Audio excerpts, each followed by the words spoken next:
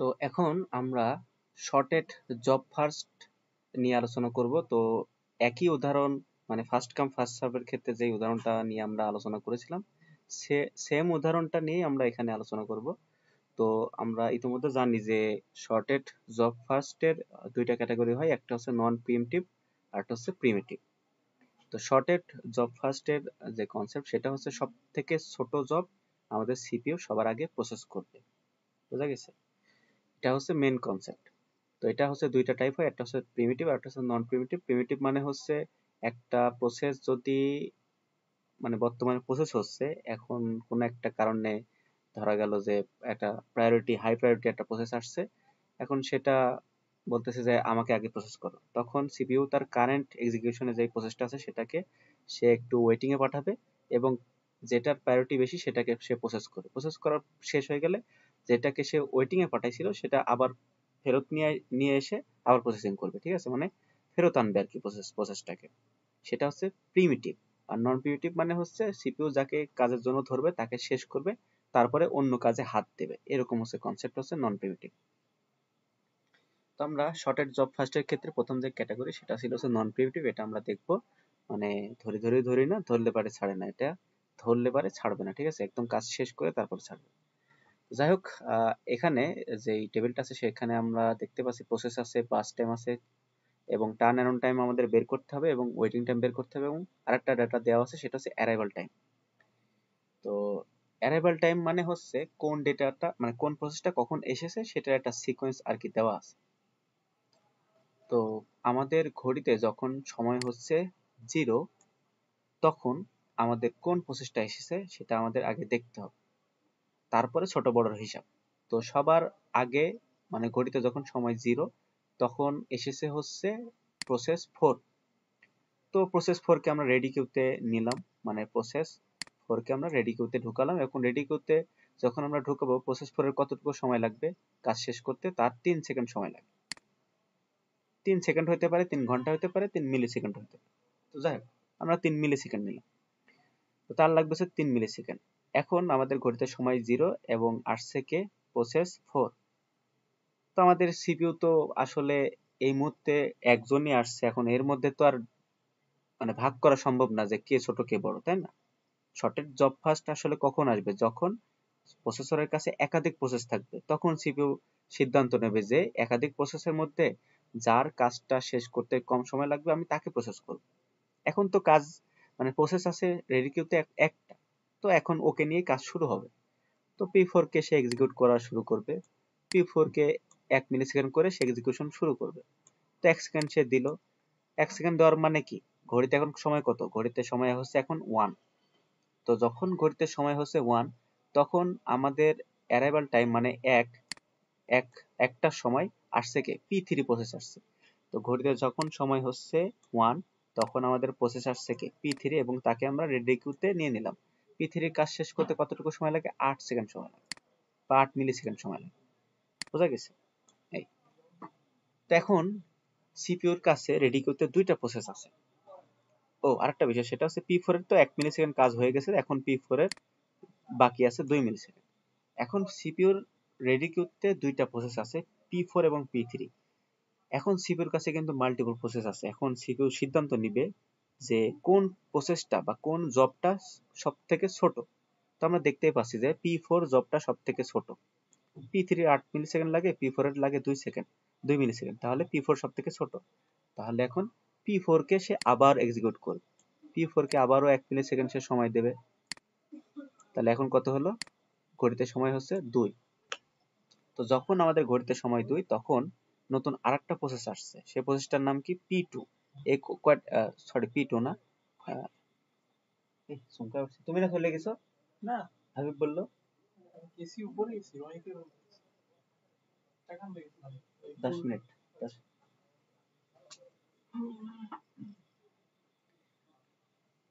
তো যখন আমাদের ঘড়িতে সময় হচ্ছে 2, তখন দেখেন, তখন হচ্ছে আমাদের কোনো প্রসেস আসছে কিনা। তো যখন ঘড়িতে সময় হচ্ছে আমাদের 2, তখন আমাদের P1 প্রসেস আসছে। তো P1 প্রসেসকে আমরা রেডি করতে নিলাম, এবং তার কাজ শেষ করতে কতটুকু সময় লাগে? 6 সেকেন্ড সময় লাগে। ঠিক আছে? ভালো কথা। এখন আমাদের রেডি কিউতে সিপিইউর কাছে মোট প্রসেস আছে কতটা? 3টা প্রসেস আছে। এখন সিপিইউ সিদ্ধান্ত নেবে যে সব থেকে ছোট প্রসেস কার। তো এখানে আমরা দেখতেই পাচ্ছি সব থেকে ছোট প্রসেস হচ্ছে P4 এর, যেটা কতটুকু সময় লাগে? 2 সেকেন্ড লাগে তার সময়। তো আমরা আবারও মানে আমাদের সিপিইউ যেটা আছে সেটা P4 কে আবারও প্রসেস করবে। কতটুকু সময় প্রসেস করবে? মাত্র 1 সেকেন্ড প্রসেস করবে। এখন 1 সেকেন্ড প্রসেস করার পরে সময় কতটুকু হবে? 3 হবে। তো P4 কে যখন 1 সেকেন্ড প্রসেস করা হয়ে গেছে,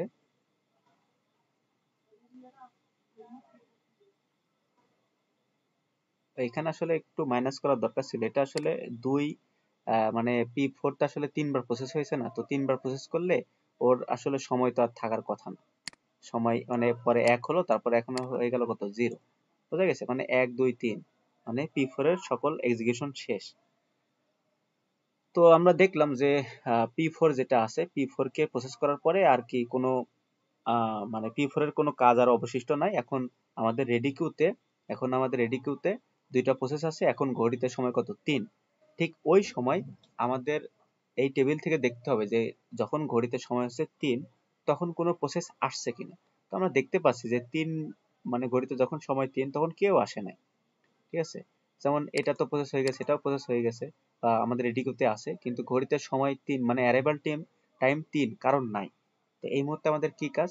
এই মুহূর্তে কাজ হচ্ছে আমাদের অ্যারাইভাল টাইম যেহেতু 3 আর রেডি করতে যে দুটা প্রসেস আছে তাদের মধ্যে থেকে আমাদের খুঁজতে হবে সবথেকে ছোট জব কোনটা। সব থেকে ছোট জব আমরা দেখতে পাচ্ছি যে P1, সেটা কত? 6। তো এখন আমাদের সিপিইউ P1 কে প্রসেস করবে। তো P1 কে কতটুকু টাইম প্রসেস করবে? P1 কে সে 1 মিলি সেকেন্ড টাইম প্রসেস করবে। তো P1 এর মান এখন কত হয়ে যাবে? মানে P1 এর কতটুকু কাজ বাকি এখন? 5 মিলি সেকেন্ড কাজ বাকি। ঠিক আছে? এখানে আমাদের গ্যান্ট চার্টে কি করতে হবে? মানটাকে একটু বাড়াতে হবে। এখন আমাদের ঘড়িতে সময় কত? 4।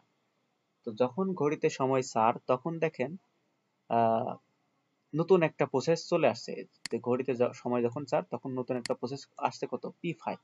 সেটাকে আমরা রেডি করতে নিলাম P5, রেডি করতে নিলাম P5 এর প্রসেস করতে কতটুকু সময় লাগে? 4 মিলি সেকেন্ড সময় লাগে। 4, ভালো কথা। এখন আমাদের সিপিইউর কাছে 3টা জব আছে আর ঘড়িতে এখন সময় 4, এখন সিপিইউতে 3টা জব আছে। এখন সিপিইউ ডিসিশন নেবে সবথেকে ছোট জব কোনটা। সবথেকে ছোট জব আমরা দেখেই বুঝতে পারছি সবথেকে ছোট জব হচ্ছে P5 এর, সেটা কত? 4 মিলি সেকেন্ড। তো এখন সিপিইউ হচ্ছে P5 কে প্রসেস করবে। P5 কে জ্ঞান চার্টে আগে কিন্তু ছিল P1, কিন্তু P1 এর কিন্তু এখনো 5 মিলি সেকেন্ড কাজ বাকি, আর P5 এর মাত্র 4 মিলি সেকেন্ড কাজ বাকি। তো এখন সে P5 কে প্রসেস করবে। তো P5 কে যখন 1 মিলি সেকেন্ড প্রসেস করবে তখন ঘড়িতে সময় কত হবে? 5 হবে। ঠিক আছে? আর যখন আমাদের ঘড়িতে সময় হচ্ছে 5 তখন দেখো নতুন আরেকটা প্রসেস চলে আসছে, সেটা কত? P2। তো P2 কে আমরা রেডি করতে নিলাম। তো P2 এর কতটুকু সময় লাগে? 2 মিলি সেকেন্ড সময় লাগে।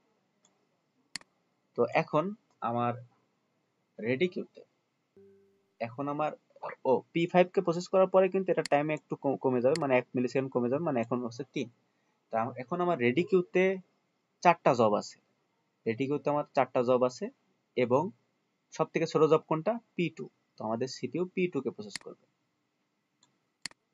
P2 কে প্রসেস করবে কত মিলি সেকেন্ড? 1 মিলি সেকেন্ড প্রসেস করবে। 1 মিলি সেকেন্ড। তো কত হবে এখন সময়? 6। তো যখন অ্যারাইভাল টাইম 6 তখন কি আর আমাদের কোনো প্রসেস আসার মতো আছে? নাই, কারণ আমাদের অলরেডি মানে মোট প্রসেসই ছিল 5টা। এখন আর কোনো প্রসেস আসবে না। তো সেহেতু এখানে P2 যেহেতু 1 মিলি সেকেন্ড কাজ করা হয়েছে, তার মানে P2 যেই কাজ যতটুকু বাকি সেটা হচ্ছে 1 মিলি সেকেন্ড কাজের বাকি। তো এখন যেহেতু আর কোনো প্রসেস আসবে না, তার মানে সব থেকে ছোট জব হচ্ছে প্রথমে P2, তারপরে সব থেকে ছোট হচ্ছে P5, তারপরে সব থেকে ছোট হচ্ছে P1, তারপরে P3। এভাবে এখন এক্সিকিউশন হয়ে যাবে। মানে এখন আর হচ্ছে প্রিমিটিভের কোনো কনসেপ্ট এখানে আর লাগবে না। এখন হচ্ছে নন প্রিমিটিভ, মানে যাকে ধরবে তাকে একদম শেষ করে দেবে। তো P2 কে ধরছে না, তার মানে P2 আরো একবার প্রসেস করবে। তো P2 কে প্রসেস করার পরে হচ্ছে কত হলো? 7 হলো। তো P2 কিন্তু শেষ। P2 শেষ। তাহলে প্রথমে এক্সিকিউশন শেষ হলো আমাদের P4 এর, তারপর এক্সিকিউশন শেষ হলো হচ্ছে আমাদের P2। ঠিক আছে? তো P2 শেষ, এটাও শেষ, এটার সময় এখন 0, তার আবার টাইম লাগবে না। তারপরে সব থেকে ছোট জব কোনটা? P5। এখন P5 কে আমাদের সিপিইউ এখন প্রসেস করবে, এবং P5 যেহেতু সব থেকে ছোট, আর এখন আর কিন্তু প্রিমিটিভের কোনো হিসাব নাই, কারণ নতুন কোনো প্রসেসর আসবে না। তো P5 কে এখন ধরেছে। এখন P5 এর কতটুকু সময় লাগে? P5 এর 3 মিলি সেকেন্ড সময় লাগে। তাহলে 7 আর 3 যদি আমরা যোগ করি কত হয়? 10 হয়। তাহলে P5 ও শেষ। এরপরে হচ্ছে বাকি আর আমাদের রেডি করতে দুইটা জব আছে, একটা হচ্ছে P3 আর একটা হচ্ছে P1। P3 এবং P1, তো এই দুইটার মধ্যে সব থেকে ছোট জব কোনটা? P1। তো P1 কেও ধরে শেষ করে দেবে, ঠিক আছে। P1 এর কতটুকু টাইম বাকি আছে? 5 মিলি সেকেন্ড কাজ তার বাকি আছে। তাহলে 10 আর 5 যোগ করলে কত হয়? 15 হয়। 15, ঠিক আছে। একটু এটা আমরা বাড়িয়ে নেই।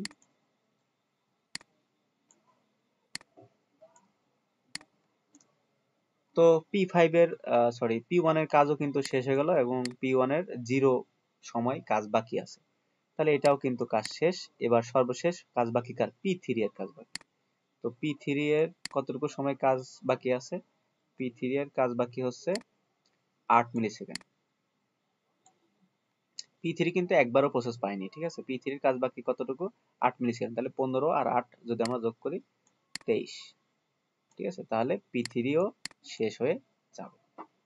তো এই যে আমরা গ্যান্ট চার্ট তৈরি করলাম, তো এখন গ্যান্ট চার্ট থেকে কিন্তু আমরা অনায়াসে খুব সহজে এই টিএটি বের করতে পারবো, তারপরে ওয়েটিং টাইম আমরা বের করতে পারবো আগের মতোই। তো এই যে এই সূত্রটা আমাদের কাজে লাগবে, কারণ কি এখানে অ্যারাইভাল টাইম দেওয়া আছে, তাহলে এই সূত্রটা, আর যদি অ্যারাইভাল টাইম দেওয়া না থাকতো তাহলে এই সূত্রটা আমরা অ্যাপ্লাই করতাম। তো যাই হোক, টিএটি যখন আমরা বের করবো তখন আমাদের লাগবে কি? সিটি মাইনাস এটি। তো এটা যেহেতু শর্টেড জব ফার্স্ট, আর এখন আমরা যেটা বের করতে যাচ্ছি সেটা হচ্ছে আমাদের টিএটি। তো আমাদের যে সূত্রটা ছিল সেটা হচ্ছে সিটি মাইনাস এটি, মানে complete time minus arrival time. তো এই যে P1, এই P1 এ যখন আমরা টার্ন অন টাইম বের করতে চাবো, তখন আমাদের লাগবে কি? সিটি মানে কমপ্লিট টাইম। তো P1 এই গ্যান্ট চার্ট দেখে আমাদের বের করতে হবে যে P1 আসলে কোথায় শেষ হয়েছিল। তো এখানে আমরা দেখতেছি যে এখানে P1 এর কাজ হয়েছে, কিন্তু এখানে কিন্তু কমপ্লিট হয়নি। P1 এর কাজ শেষ হয়েছে হচ্ছে এখানে, ঠিক আছে। তো আমরা আসবো আসলে এদিক থেকে, ঠিক আছে। ডান দিক থেকে বামের দিকে আসলেই আমরা পেয়ে যাব যে কোথায় আসলে কোন প্রসেসের কাজ শেষ হয়েছে। তো আমরা দেখলাম যে P1 এর কাজ এখানে শেষ হয়েছে, এবং পরে আর কোনো P1 এর কাজ হয়নি। তো P1 এর কমপ্লিট টাইম কত? P1 এর কমপ্লিট টাইম 15। তাহলে কমপ্লিট টাইম থেকে যদি অ্যারাইভাল টাইম 2 যদি আমরা বাদ দিই, তাহলে 15 থেকে যদি আমরা 2 বাদ দিই কত থাকে? 13। তাহলে এটা টার্ন অ্যারাউন্ড টাইম কত? 13। এরপরে আসে হচ্ছে P2। তো P2 এর যে কমপ্লিট টাইম, তাহলে আমরা P2 যদি আমরা এদিক থেকে আসি, তাহলে P2 আমরা দেখতে পাচ্ছি এখানে শেষ। তো P2 এর কমপ্লিট টাইম কত? 7। আর এটার অ্যারাইভাল টাইম কত? 5। তাহলে 7 থেকে যদি আমরা 5 বিয়োগ করি তাহলে কত থাকে? 2 থাকে। তাহলে এটার টার্ন অ্যারাউন্ড টাইম কত? 2। এরপরে আসা হচ্ছে P3। P3 কোথায় কমপ্লিট হয়েছে? এই যে এখানে কমপ্লিট হয়েছে। তাহলে P3 কমপ্লিট টাইম কত? 23। তাহলে 23 থেকে এটার অ্যারাইভাল টাইম যদি আমরা বিয়োগ করি তাহলে কত থাকে? 1 যদি আমরা বিয়োগ করি তাহলে হয় হচ্ছে 22। তারপরে আসা হচ্ছে P4। P4 কোথায় শেষ হয়েছে? P4 কোথায় শেষ হয়েছে? P4 এখানে শেষ হয়েছে। তো P4 এর কমপ্লিট টাইম কত? 3। এটার অ্যারাইভাল টাইম কত? 0। তাহলে 3 থেকে 0 বিয়োগ করলে 3 হয়। তারপরে আসি সর্বশেষ P5। P5 কোথায় শেষ হয়েছে? P5 এখানে শেষ হয়েছে। P5 এর কমপ্লিট টাইম কত? 10। 10 থেকে যদি ওটার অ্যারাইভাল টাইম 4 যদি আমরা বিয়োগ করি, টার্ন অ্যারাউন্ড টাইম কত হয়? 6 হয়। ঠিক আছে, এইভাবে আমরা টার্ন অ্যারাউন্ড টাইম বের করলাম। এখন আমাদের কাজ হচ্ছে ওয়েটিং টাইম বের করা। তো ওয়েটিং টাইমের সূত্র কি ছিল? টার্ন অ্যারাউন্ড টাইম মাইনাস বাস টাইম, মানে এই কলাম থেকে এই কলাম বিয়োগ। তাহলে 13 থেকে 6 বাদ দিলে কত থাকে? 7 থাকে। 2 থেকে 2 বাদ দিলে 0 থাকে। 22 থেকে 8 বাদ দিলে 16 থাকে। তারপর 3 থেকে 3 বিয়োগ করলে 0 থাকে। তারপর 6 থেকে 4 বাদ দিলে 2 থাকে। এরপরের কাজ হচ্ছে এই সবগুলো ওয়েটিং টাইম যোগ করে 5 দিয়ে ভাগ। আর মানে সবগুলো ওয়েটিং টাইম যোগ করে 5 দিয়ে ভাগ করলে আমরা যেটা পাবো সেটা হচ্ছে এভারেজ ওয়েটিং টাইম। আর সবগুলো টার্ন অ্যারাউন্ড টাইম যোগ করে 5 দিয়ে ভাগ করলে আমরা যেটা পাবো সেটা হচ্ছে এভারেজ টার্ন অ্যারাউন্ড টাইম। আশা করি এই ক্লাসটা থেকে আপনারা শর্টেড জব ফাস্টের নন প্রিমিটিভ আর প্রিমিটিভ ভার্সন, নন প্রিমিটিভ এবং প্রিমিটিভ ভার্সন নিয়ে যেটা আমি আলোচনা করলাম সেটা আপনারা খুব সুন্দরভাবে বুঝতে পেরেছেন। তো এই ক্লাসটা এই পর্যন্ত থাকবে। ধন্যবাদ সকলকে।